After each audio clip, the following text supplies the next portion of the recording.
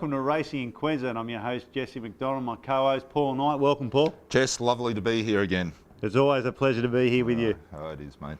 It's a pleasure to have you here. Well, we've got a jam-packed show coming up this week. We've got Chris Muntz. We look at Stallion Greenwood Lake at Racetree Stud. We've got Larry Cassidy. We're down the track where we look at Gerald Ryan's horses competing in the Winter Carnival. And as well, we've got a review of the Carnival coming up this Saturday at Doomben. And Paul, it's very exciting. It is. We're moving into a big one now, the Doomben 10,000. So it's one of the big race days of the year here in Queensland. It'll be a very exciting day on Saturday. Unfortunately, Black Caviar won't be there, but Haylist and a host of others will be there. So it'll be a great day on Saturday. Yeah, no, it's going to be an excellent day, and I'll be up there enjoying it. You will be indeed. Now, let's not, before we go on, Shootout, and yourself, you tipped the first four. Well done. Yeah, it was great. Lucky we had the interview with John Wallace and Shootout, and I throw him in for fourth, and we got the first four, the Try, the Quinella, whatever you want. And it was there. And Kanzan at 6-1. Oh, beautiful. You're in flying form. Oh, well, I need to get more in, but anyhow, we'll give you the tips later on. And as a bit of news coming to the fore that Shootout's going to have a new rider in his next start. Yes, that's a rumour going around. G. Collis is going to be aboard. Very good for the Gold Coast rider. Yeah, well, that's good luck to Glenn, and hopefully he'll have a change of luck for Johnny Wallace. But let's not muck around and get to it, where we take a look at Racetree Stallion Greenwood Lake.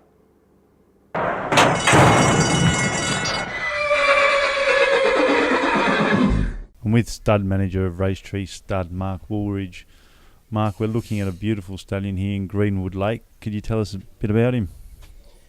Yeah, Jesse, look, Greenwood Lake was acquired in 2006. He started his stud duties over here then. We're looking for a foundation sire for Racetree. He's a three-quarter brother to Success Express, who stood here previously when it was Noble Park, and he had a lot of success, so we sort of chasing one of the same line, and he's the closest we could get to Success Express. So we purchased him. Like I said, he started stud duties in 2006. He came from America. He's had 229 name foals in Australia thus far, 168 to start, with 103 winners. And they've won, like he's had 287 wins all up and about 638 placings, which hasn't been too bad for the size of books that he's covered. In saying that, he had 12 runners for his first season, with 2 wins, which was okay, and the next season he had 25 runners for 6 winners, who won 8 times. So he's gradually, as his books get bigger, he's getting more winners, and they look like they're suiting Queensland quite well. It's a numbers game. How many mares will he serve this year, roughly? Well, coming up this season, we'll be looking hopefully for him to cover 40 or 50. That sort of market he's in. A few step out in the Winter Carnival. There's a couple of fillies there that go okay, so we're looking forward to that. He's had runners in over 11 countries with winners there, you know. Any service fee? He stands for 8.8. So it's quite good value. I think it is, yes, yeah. And we think he's a good stallion for Cutis, you know. Well, Mark Woolridge, thank you for joining us on Racing in Queensland, and no doubt we'll have you on the show again. Yeah, thanks, Jess, anytime. Another look at one of Racetree's stallions this week in Greenwood Lake, and a lovely looking stallion. Yes, another nice stallion there. They've got really nice stallions, and Greenwood Lake's oldest are only 3-year-olds now, and he's starting to make a real mark that he's getting winners left, right and centre, so he's doing a great job out there at Racetree. More importantly, let's get into it and look at the program. We've got the Grand Prix Stakes over the 2200. Yep, the Group 3 race. What are you tipping, my friend? I want to hear your tips first. I might have to change. I'm gonna stay with one here, Chateau Fort. I'm sticking with the Paul Massara train. You're sticking solid. Yeah, I am. I'm sticking solid with the Kempinski colt. Out of the Dolphin Street mare Chouette. This horse is lightly raced and is in good form, and I do think the 2200 will suit it. Philadelphia will be very hard to beat, but I like Chateau Fort on top. I think the top weight Echoes of Heaven for second from the Mick Price stable. Very competitive, has great form, second to Shadows in the Sun in the South Australian Derby. I like it for second, and I like Philadelphia, Larry Cassidy's mount for third. So I'm tipping 4, 1 and 16. Well, we're very similar here, Jess, unfortunately. No. Oh, no. But I like the filly. I like Philadelphia. She's hit form again, and I think she'll be hard to beat. She's gonna be very hard to beat in this, and she'll be hard to beat in the Oaks. She beat the Colts last week. Gets a weight advantage again, so she'll be hard to beat. I've thrown in one of your favourite horses for second, Shadow Foot from the Paul Massara stable, and for third, Echoes of Heaven. So I'm 16, 4 and 1. Echoes of Heaven, actually, Jess, is quite a well-bred horse. He's actually a half-brother to Redoubt's Choice and Platinum Scissors, so he's got the breeding on his side. It definitely has the pedigree. He does indeed. Now we've got a great story coming up with Chris Muntz, and this is the story of the week with Chris Muntz.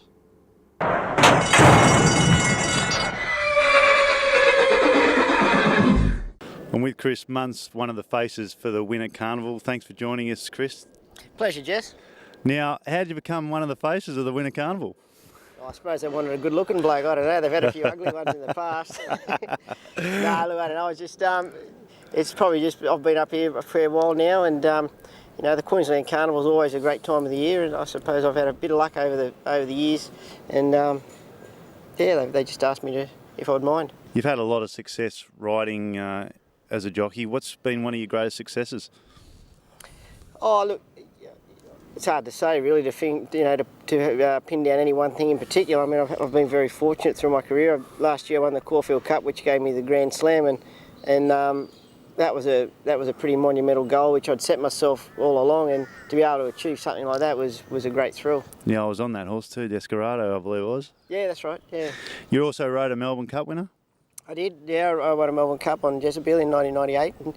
And, obviously, that was a crowning feat too. I mean, every jockey aspires to win a Melbourne Cup. Not everybody even sort of gets that opportunity to even ride in one, but to win one was a great thrill, and yeah, it was certainly a great day.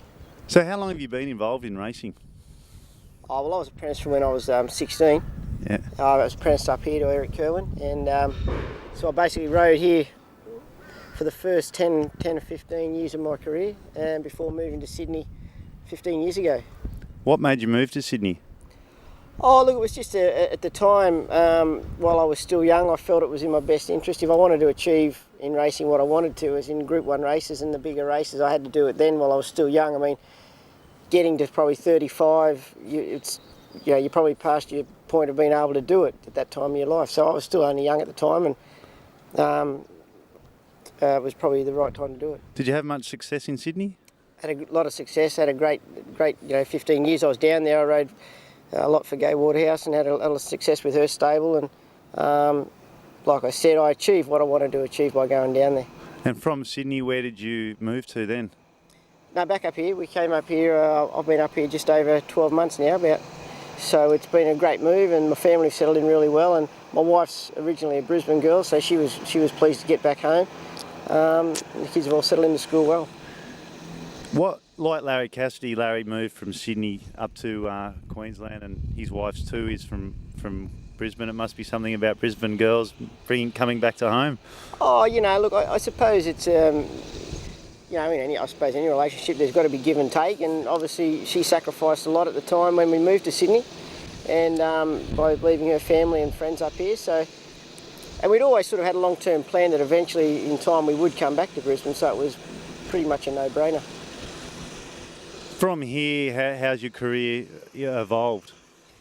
Well, it's still gone well. I mean, I can't complain. I'm leading the premiership up here, and as you said, I won a Caulfield Cup and just run second in the Doncaster the other day. So, in this modern era of racing, you're only an hour on a plane to interstate, whether you want to go. And, if you're riding well and the trainers in each state can see that you are riding well, the opportunities will still come. You obviously don't have much problem with your weight?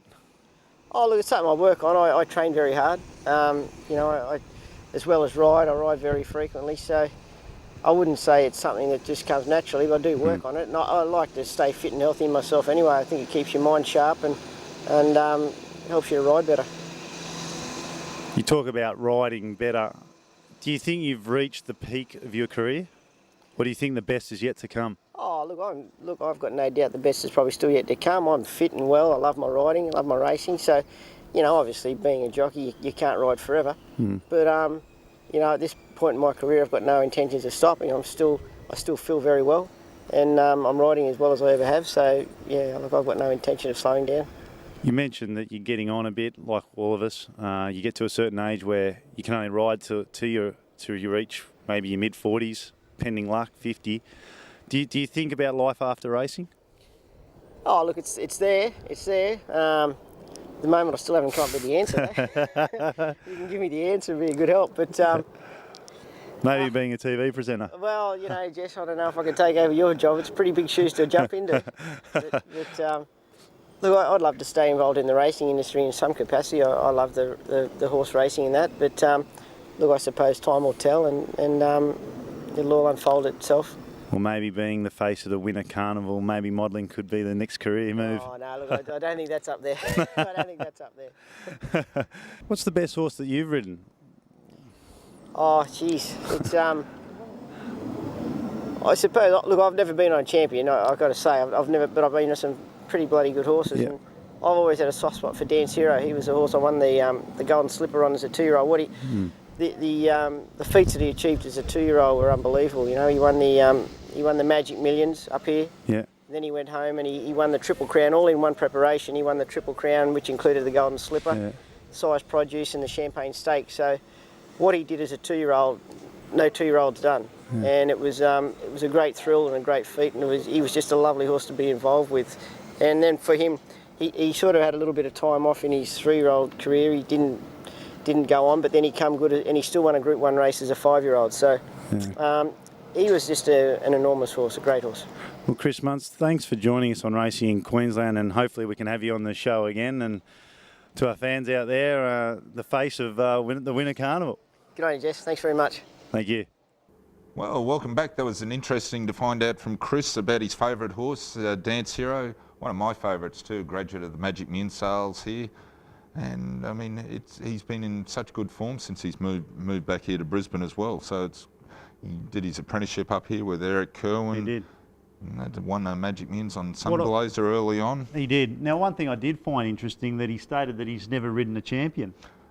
Well, it was quite interesting, but never mind, I'm sure. But we label champions too easy, Jess. Would you label Black Caviar a champion? My word, I'd label now, her a champion. Would you Hay list a champion? No. He's a bloody good horse. Yeah. I wouldn't mind one in my backyard, but no, I wouldn't label him a champion just yet. All right, moving on, race 6, the Premier's Cup. Over the 2200. What do you like here? Mustn't be able to move the barriers this week. We're stuck at the 2200. It's a heavy track and they're bogged. Obviously. Now I've gone for one of yours here, the 25-1 last start winner in Hummer. Loves the track, loves the distance. So yeah, we know that. Hummer will be hard to beat. Femina Fashion starting to come back into a bit of form now. So I've got her for second, and for third I've tipped 7 Viking Hero, second behind Hummer. Only nose away last start, so I've gone 5, 6 and 7. Yeah, very nice. What do you got, my friend? I have a special here. You've always got a special. I know, I always got a special. I like to get on, I like to put my money on, I like to put my money where my mouth is, and I like number 9, the Ombre. I think this named horse, after you, isn't it? It's I think it's second start this campaign. It's strong. The horse itself has had 3 starts at the track for 1 win and a second, and it's also had 1 start at the track and distance for a second. So clearly it likes Doomben, it likes the distance. I think this horse is going to be very competitive, and I like it as a special. So I'm putting my money where my mouth is, and I'm tipping number 9, the Ombre, a special, from number 1, Fandura, and number 5, Hummer. Well, I love Hummer, and I'm going to be throwing him in my multiples and having a little bit each way. I do. Now, what do we got coming up? Coming up after the commercial break, we've got Prue Reid from the BRC, and then we've got Correct Weight with our good friend Larry Cassidy. Carlton Mid Doomben 10,000 Day on Saturday, May 28 is all about classic Queensland racing. The Group 1 Carlton Mid Doomben 10,000 has produced some of Australia's top champions, the likes of Apache Cat and Takeover Target, all part of the honour roll.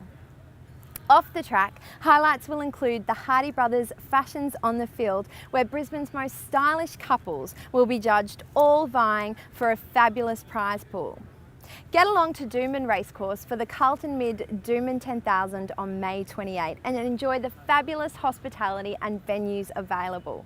Tickets are available through Ticketek or visit brc.com.au. Hello and welcome to our segment Correct Weight, where we're with Brisbane's leading jockey Larry Cassidy. Thanks for joining us, Larry. Thanks, Jess. Great to be here. It's always a pleasure to have you here. Now we've got a big program at Doomben this weekend with the Grand Prix, the Premier's Cup, and no doubt the standout race of the program, the Doomben 10,000. Larry, you got a ride in the Grand Prix from the Robbie Heathcote stable, Philadelphia. She looks to be a mighty good chance. Yeah, for sure. Look, she showed great turn of foot last start. Luke Nolan rode her. He's on one of Peter Moody's, so I get the chance to get back on her. Yeah. I know the filly very, very well, and if she shows the same turn of foot as she did 2 weeks ago, she's going to be very hard to beat again. Now you've also, last week you rode a filly called Hidden Kisses. That she too is from the Heathcote stable. Looks like you could have a bit of choice if they both head towards the Oaks. Well, let's hope so. Let's hope Philadelphia, blows them away Saturday, and then hopefully I will have the choice.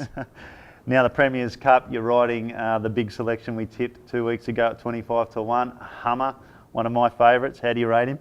Look, again, races at Doomben. He loves Doomben. He does. He's ticking over nicely. Galloped him the other morning, and he's a very happy horse. So, these older horses, you keep them happy, they keep racing well, and I'm sure he'll race well again. Is that the same with jockeys? If they get older, you keep them happy, they ride better? Oh, the happier you are, you get to the races, you're feeling better, and you certainly perform better. Now the Doomben 10,000, the main attraction of the program. You're riding one of the favourites in the race. Buffering looks to be a mighty chance. Yeah, look, obviously Hayless is going to be awfully hard to beat. We might just ride Buffering a little bit quieter this time and maybe take a sit behind the speed, and hopefully that can find him those extra couple lengths to maybe not beat Hayless, but certainly get closer to him. He'll definitely be competitive. He's running in the Stradbroke. He's carrying 51 kilos. Now it's going to be a big effort to get down to 51.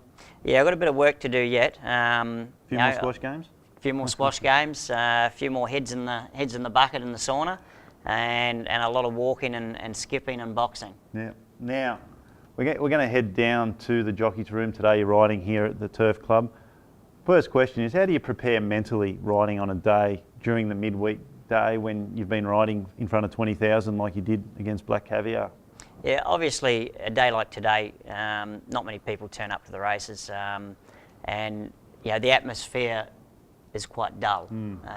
But you got to put that aside, and you still get paid the same per horse to ride on a day like today. Yeah. As you do on Doomben 10,000 day. Yeah. Obviously the races aren't worth as much, but you still got to do your best, and hopefully ride 2 or 3 winners. Yeah, that always helps, riding a few winners. Now we're looking at you preparing your gear for a ride. Can you tell us a bit about the gear? Yeah, this is my little 8-ounce saddle. I'll ride 55 in that today with heavy gear. Just throwing a bit of packing on it, 2 or 3 bits of packing just to make it a little bit more comfortable to sit on the horse's back. Your breastplate, your girth, and then obviously you got different weighted boots and silks as well. When you ride heavier, you put on a bigger saddle, heavier gear, a little bit more packing, and you can also use a lead bag and pieces of lead to put in the pocket. Well, Larry, good luck riding today. All the best. Don't get suspended. Oh, don't say that, Jess. Touch wood. Well, no, it's been a pleasure having you on the show. No doubt you'll join us next week. So thanks for joining us for Correct Weight, and see you next week. There you go, Paul. Larry's very confident about Philadelphia, your selection, and she's going to be. He'll be very competitive. Now the big event of the program, the Doomben 10,000, a great race. 416,000 to the winner, Group 1. It's going to be a great race. It is. I wouldn't mind 416,000 coming into my back pocket, my friend. Oh, it'd be very nice. Less my 15%. Tell me, what do you like? Hayless. I like Hayless. How can you go past him? Mightn't be a champion, but he's a damn good horse. And also I like Hayless from Black Piranha. I think we'll see the best of Black Piranha in a fortnight in the Stradbroke.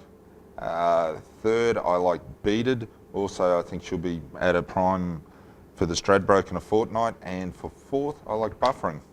So I like 2, 3, 7 and 8 if I was having a first 4. Box them up. Yeah, no, it looks, if going by your form, it'd be a good idea to take that selection. Have a chop.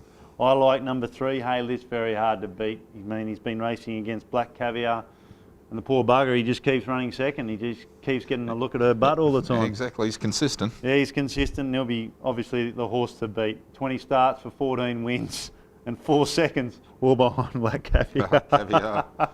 He'd be sick at the sight of him, but I'm putting Haylist on top. I think Buffering's the horse that can, if anything, beat Haylist with a good run. Like Larry mentioned, they're going to take a sit and ride Buffering a little quieter. So, you know, that might take to his advantage, and he might just get a little bit closer. Pending, you know, the luck that Haylist has, but if he does jump and run, he'll be hard to run down. And I'm putting in number 4, All Silent, from the Graham Begg stable for 3rd. So I like 3 Haylist from 8 Buffering and 4 All Silent. Now we're going to head down to the track, where we're back to the track, and we catch up with Bradley Banfield, the travelling foreman for Gerald Ryan, and have a look at what Gerald's horses are.